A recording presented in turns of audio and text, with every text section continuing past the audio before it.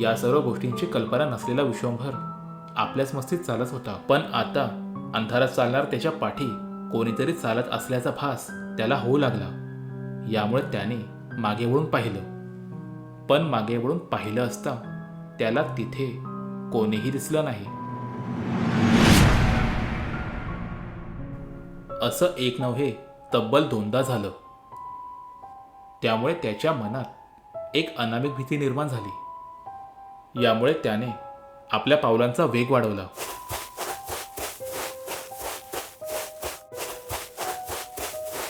त्याला आता लवकरात लवकर घरी पोचायचं होतं.